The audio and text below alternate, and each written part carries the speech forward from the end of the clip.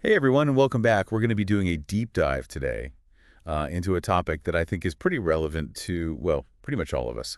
Mental health in the workplace. Oh, yeah. We're talking about those days where you feel like you just need an extra shot of espresso or three Yeah. to get through the afternoon. Or Yeah. maybe you know that feeling of dread before a big presentation. We're going to be looking at some pretty fascinating research today, including this report from the World Economic Forum that really kind of caught my eye. Right.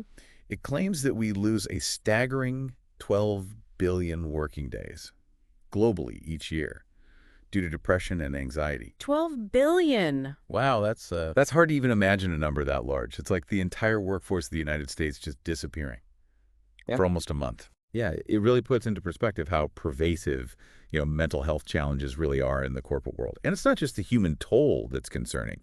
The financial impact is pretty significant too. This same report estimates a $1 trillion annual loss in productivity due to these issues. So we're not just talking about, an abstract statistic here. Right. This is real money. It's like a giant leak in the global economy. It is. Yeah, and if we think about it, those costs don't just impact, businesses as a whole. They trickle down to individual employees in the form of missed opportunities, stalled careers, reduced earning potential. It's a ripple effect that touches every level of the workforce. It's true. It's a really good point. It's easy to get caught up in the big numbers. Yeah. But these are real people Yeah. facing real challenges. Yeah. And it affects not just their work, but also their lives outside of work as well.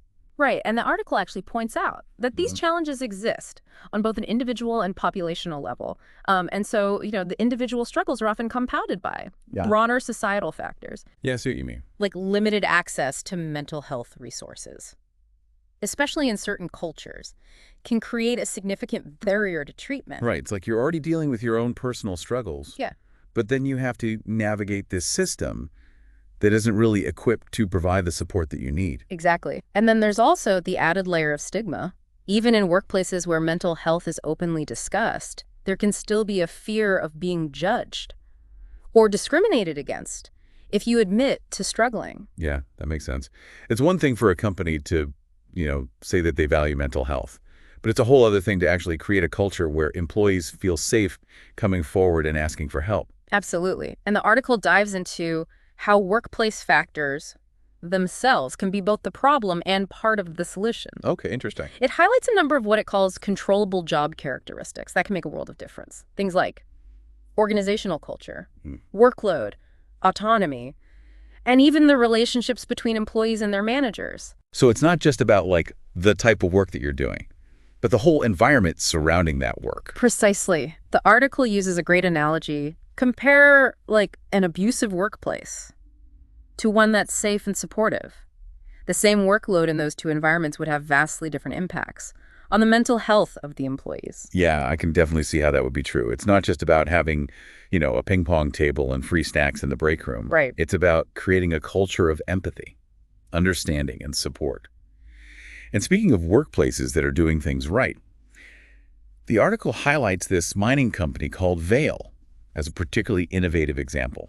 Now, mining is a pretty tough industry, often in remote locations. Yeah, definitely. So I'm curious to hear how they're tackling this issue. Vale is really a fascinating case study because they've recognized that they can't just rely on traditional methods of mental health care.